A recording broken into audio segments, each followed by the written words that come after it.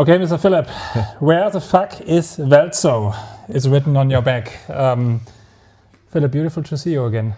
Yeah. When was last time? Was January? January 24. In Copenhagen. In Copenhagen. Yeah, your beautiful. first message. Yeah. Your first event. Wine fair. Yeah. You were, so to say, like a participant of the very first hour. Yes. And definitely. Something changed since then. We are now at Weingut Wolkenberg, and I think we have to quickly get a brief introduction, because where the fuck is Welzow is a little bit, aggressive? Maybe a bit aggressive, but also I think a really good question, because where are we actually? We are actually south of Berlin, 1.5 hours. We are, what would I say, maybe in the middle of nowhere, between Berlin and Dresden. So for the most of the people, maybe they know Senftenberg, which is like a really old city for history of mining, and in the special case, brown coal. Yep. And Welzow is probably about 20 minutes ago, far away from Senftenberg. And I think it's really like nice how you described it, the middle of nowhere, because when we were earlier in the car and in the vineyard, you were also like saying you had the same experience as I had today probably. You drive on some kind of like road in between like some trees, and there is really nothing, and suddenly there's a vineyard. Yep. And you showed me earlier, so we're coming to the vineyard, 6 hectares at the moment that you have there. You drive a little bit like up through this like birch tree forest. On the left side, on the right side, you have some needle trees, and then you come on a plateau, and then you see actually what it's all about, right? Yep. Because as you say, this is a traditional like mining region. We had huge like amounts of coal that was digged out of the ground here, and now this is closing at some point of time. Yeah. And we are in the process of recultivating this area. And in total we have now 6.2 hectares, which are planted with 6 different grape varieties. But what you have seen is like this amazing view. As you see, 5 km away, there is a hall which is 200 meters deep. And when you go where we stand, it's just, you know what I say, 5 kilometers away, and there is a vineyard. And the vineyard is so special with the view, with the different grape varieties, what we do, and also with the making and how we make it. That makes it really, really special. And I think, you know, when you talk around the world, there have definitely not one vineyard, whereas again, maybe in an active mining part. So that is the special thing. Yep. It's kind of fun to stand on top of it, and then you look a little bit to the horizon, and you see these like massive like diggers and so on and so forth, and the active mining still going on. Yeah, it is special, you know, and this story will be continued till 2030, and after that it's going to be gone, and then we have a new way and a new future. And our future is making wine in a special part with a special topsoil and a special soil in combination of sand and clay. And that makes us special, but special really when you stay in this active mining area. You can tell so many stories, how you can rebuild the earth to grow some outstanding wines, what we, in my opinion, make with this view, and also with the combination makes us, I think, really, really special. And now you said something about the soil already, which is maybe a little bit like weird to hear, because normally, you know, you have a vineyard and you have, let's say, often a lot of pride on the winemaker's side about, oh, we have the special soil we are working with here. But in your case, where the vineyard is today, as you said, a couple of years ago, there was a 200-meter deep hole. So where the vineyard is standing today, that is soil that was put there actively, right? And when this process was going on, there was a research program together with Geisenheim, if I understood you correctly, where you... And you know, the whole part or the whole story starts in 2005. The company of Vattenfall, and later on the LEAG, which is also, you know, like a brand who's going to be doing the mining for the Czech market. And the story in 2005 starts with a really funny story. There was people who drank a bottle of wine and they choose, okay, what can we do with the Welzow Street in the future? And they start planting in 2005 a small vineyard with 99 wines. And after a couple of years, the decided, look, quality is quite nice, it is interesting. Next build in 2011, maybe a new vineyard with 6.5 or 6.2 hectares, what we have now. Processing our wines, we are standing now in our brand new winery, where we have set it up since 24. And yeah, the first wines will going to be tasted soon in Copenhagen and then later on in Warsaw. Thank you so much. So we got something in the glass actually to taste. Wochenende Weiß. What I like about it, I mean, Wochenende, we have to translate it to people, it's weekend. In German. Yeah. So I think that defines the program or the purpose of the wine, right? Yeah. You know, like the idea of winemaking, in my opinion, is like translate something in the bottle, but it has to make fun. And this is a blend about 3 different grape varieties. For example, in this case is Weißburgunder, which is Pinot Blanc, Grauburgunder is Pinot Gris, and Kernling, which is a mutation of Kernling, which was a blend about Riesling and Spätburgunder. In this story, Kernling keeps Kernling stays for Kernling. This Ling is like Riesling, for example, and this gives this wine a little bit this acid. And the basic wines, what we do, like Feierabend, the Wochenende, which is like a weekend, or later on the Barbara, it's a wine to translate the easy drinking way, and also the story about how and why we drink wine. It's like, you know, most of the people like our wineries, they do like some really crazy stuff, and they tell a lot of stories about soil and about the winemaking and all stuff. But you know, at the end, 99% want to drink the wine and want to enjoy. And this 1% of wine drinkers will think about and how they're going to make it. It's also interesting for us, but for us it's important to enjoy, and that's what we're going to do now. Cheers. Cheers that. I really like it in terms of, as you say, easy drinking wine. For me, it's something like I notice like when, I don't know how it is with your friends, but I mean, we in the industry, we are surrounded mostly by people who are also in the industry. So we are in our bubble, right? But still, I have some old friends, for example, from before I worked in the wine industry. Yeah. And it's sometimes funny how you slowly like drag them more and more into drinking like quality wines, right? Yeah. In a certain way. Many of them also like came to the Cool Climate Summit as helpers and so on, and get more and more like touch points with wine. Yeah. And this for me here is an absolutely perfect example for like this style of wine that you want to give to somebody who actually appreciates good wine. Maybe is also interested in tasting different experiences, but does not have the vocabulary or the knowledge of like really diving into it, right? Yeah. Drinkable, easy, well-made, enjoyable, but still a complexity where I say, also for us as experts, it's kind of fun to have it in the glass. For me, you know, like this wine shows perfectly, you have a big group of 20 people, and of course, sometimes you have wine people who are really experts and enjoying wine and thinking, why is the winemaker has doing this? But put this wine or this wine straight on the table, and 20 people really say, oh, it's enjoyable, it has fun, but also have something deeper, which like also these people, this maybe 1% can talk about. And this is the story about this wine. It's a blend about 2 vintage, 25 and 24. 80% is 25, 24 is 20%. And the story why we have 2 different vintages, like that we had, the winery is built 24. And what I said to you before, when you start a new business, sometimes a little bit confusing, sometimes a little bit some crazy things are going on. And we had in 24, we built this in the end of August, and but we had already tanks and we had already barrels, but we had no press. And the press came like a little bit too late. So the decision was, let's do harvest when the press is there. You know, we cannot make everything with hands or press it with hands. So we had to wait till the press. The press came a little bit later, so the sugar levels went a little bit higher. And after that, we decided let's do a blend about 2 different vintage, which comes in this wine quite really interesting because this wine, the 24 vintage, stayed for more than 10 months and years, which gives wine a little bit more complexity, a little bit creaminess. With the yeast character, which comes a little bit in this herbal case, it's really drinkable, but gives also a story behind. But also talking about story behind, now I really liked what you just like framed in terms of the learnings. I mean, since 2011, a lot of learnings, but a fairly young project still. Yeah.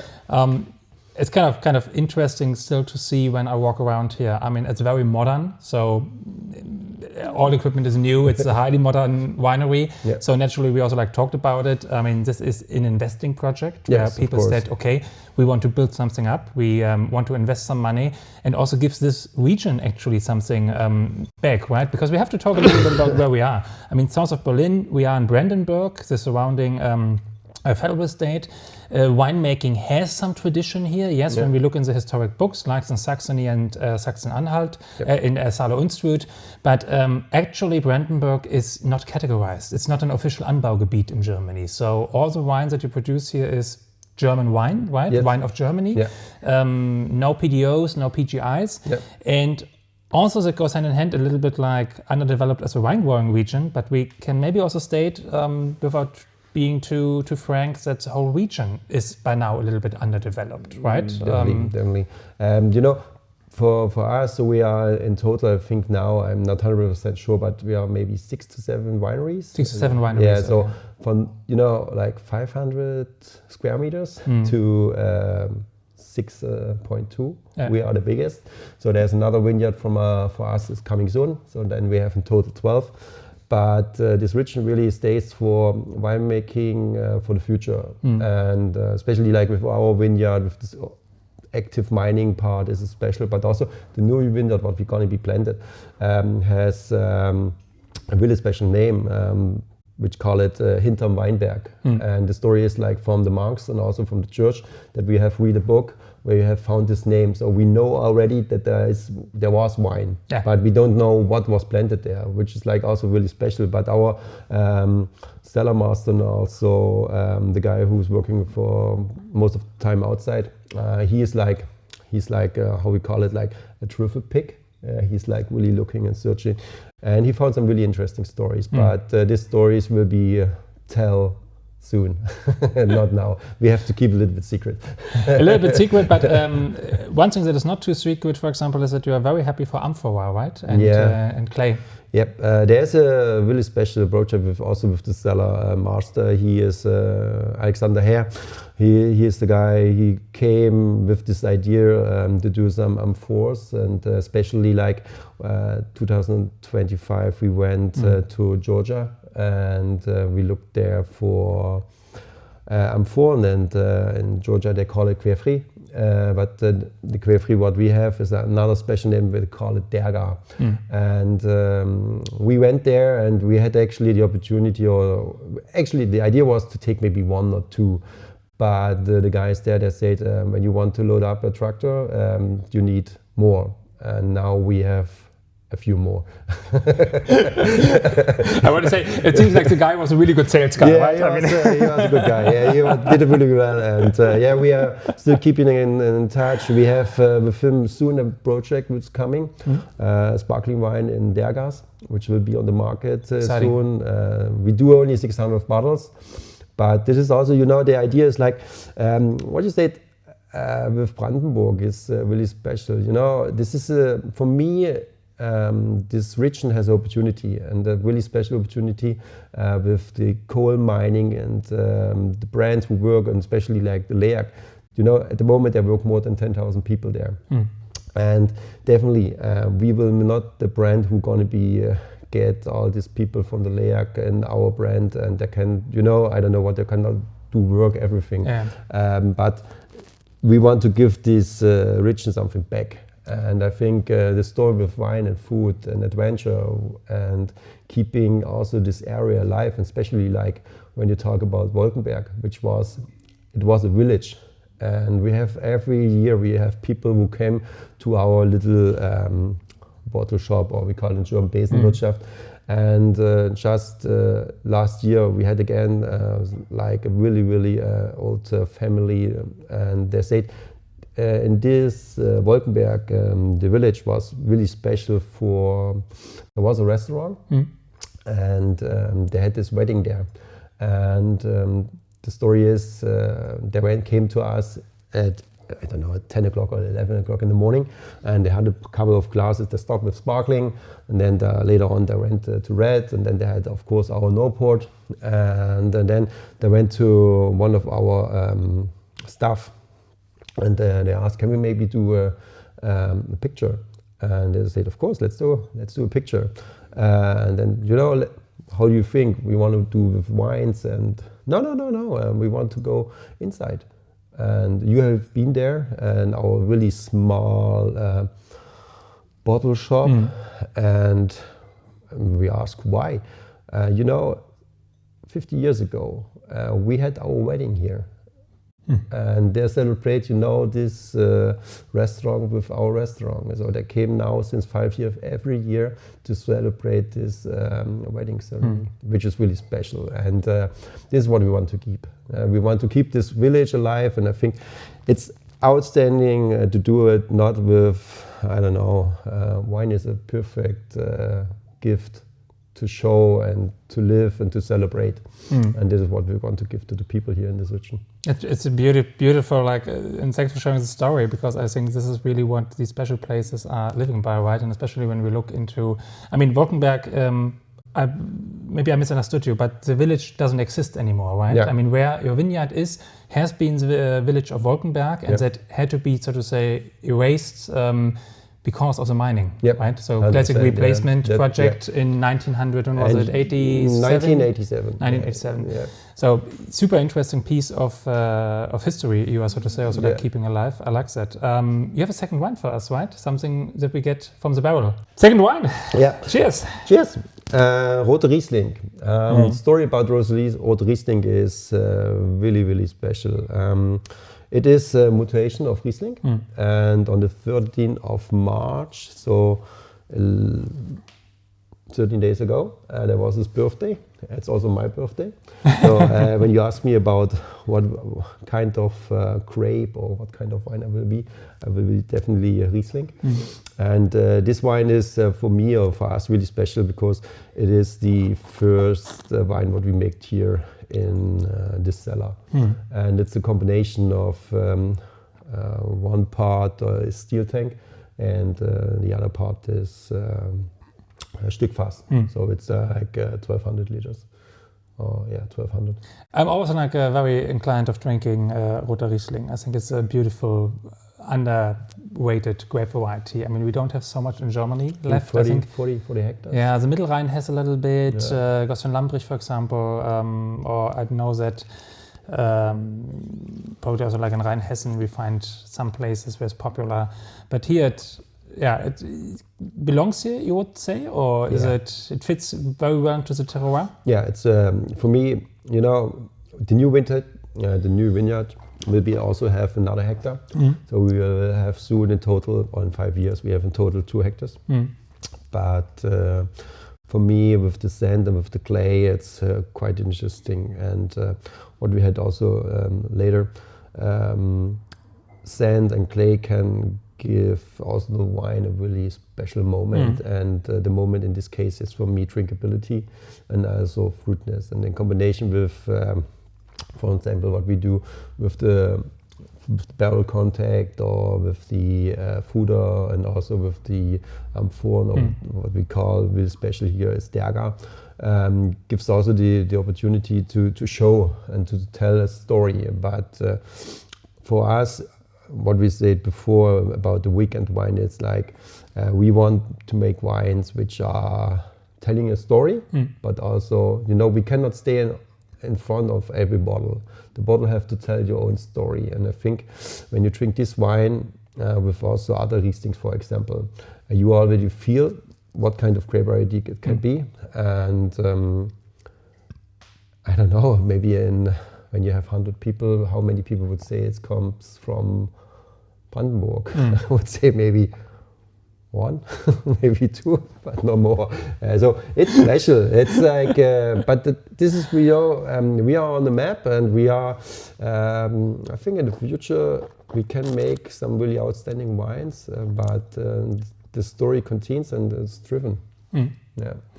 I like that, and also speaking maybe a bit about the future. I see you in Warsaw definitely, and I see you in Copenhagen next January as a Climate Summit, which is lovely. But also, you came here to build up, so to say, the export also like a little bit for Wolkenberg, right? Which is a novum. I mean, you have no export today, I assume? We are zero. At zero. And also, like, we had a very interesting conversation earlier about in the German market where to look at. And I really liked your approach of saying, let's work locally first, because you're totally right. When you have such a good story to tell in a certain space, right, in a certain area, then you should promote your own wines in those.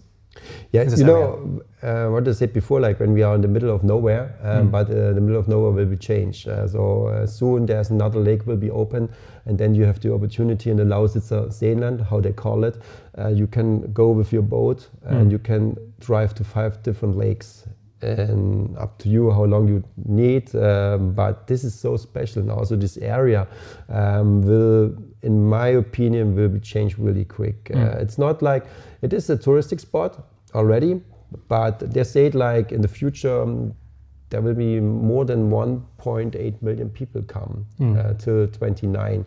At the moment we are on 900,000 people. You know, another 3 or 4 years we are on 1.8 million, which is brilliant. And for me, when you talk about export, look first local, and then you can look what's going to be around you. And you know, we are just 1.5 hours from Poland away. So Poland is a market for us. That's why we come to Warsaw. I think Poland, the guys who are going to be live there, and the people, they enjoy, they have fun, they drink wine, and they celebrate, and they have some really good food also there. And this combination will be interesting for us. I think the Scandinavian market, for example, you know, it's all about story at the end. It's about story, what we do. And sorry, I say it again, our vineyard is in a active mining part, and drink it and enjoy it and have fun and read about the story, and it is incredible. And when the wine, and I hope the wine is good, what you taste at the moment, you can bring everything together and you can have fun. And in the end, wine has to be fun and have to make for people and to enjoy, and not to keep it in the cellar. You know, you can drink the big names, or you can drink small names who are going to be big maybe in the future. But the wine world is so amazing and so excessive at the moment, and so many things are changed at the moment, and we are just so little, but little is sometimes the new way, and that is for us, I think, the future.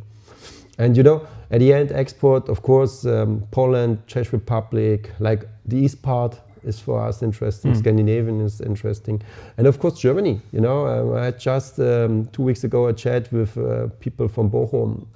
They have one of the biggest mining museum in Europe, and they didn't know that we accept. Talk to them, show them what we do, and do with them also some celebrations with the Bauer Day, and to show like, what we do. And I think this wine can be definitely talk to other big names from the VDP in Germany, and also can stay in this line. I love those very optimistic, very lovely closing remarks, Philipp. Thank you so much for taking the time today, welcoming me here. I'm looking forward to have you at our events in the future. The story, sharing that with me, sharing the wines, and showing this little very progressive project, which we surely will hear more about in the future. Yeah, you are always come again. Thank you. Thank Cheers, you. Cheers. See you.